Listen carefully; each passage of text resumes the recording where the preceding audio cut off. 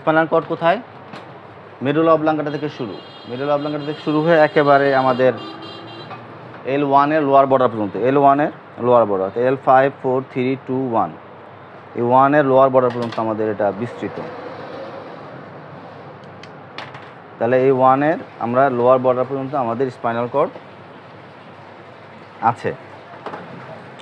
আচ্ছা, তাই spinal cord কোথায়? এই যে শুধু দেখা যাচ্ছে হলুদ, এটা হচ্ছে আমাদের স্পাইনাল কর্ড। এখন এই স্পাইনাল কর্ডটা কি সেন্ট্রাল নার্ভাস সিস্টেমের অংশ নাকি পেরিফেরাল নার্ভাস সিস্টেমের অংশ? এটা আমাদের একটা প্রশ্ন, তাই না? তাহলে আমরা জানি যে নার্ভাস সিস্টেম অনেকভাবে বলা হয়েছে, যে একটা হলো সেন্ট্রাল নার্ভাস সিস্টেম,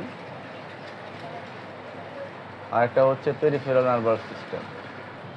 তো সেন্ট্রাল নার্ভাস সিস্টেমের কয়টা অংশ?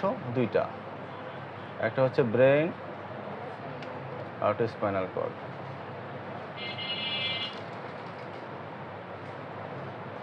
তাহলে অবশ্যই স্পাইনাল কর্ড একটি সেন্ট্রাল নার্ভাস সিস্টেমের একটা অংশ। এখন এই যে সেন্ট্রাল নার্ভাস সিস্টেম আমরা বললাম, এখন গ্রে ম্যাটার হোয়াইট কেন, গ্রে ম্যাটার গ্রে কেন? এটা কিন্তু একটু গ্রে কালার, একটু হালকা গ্রে।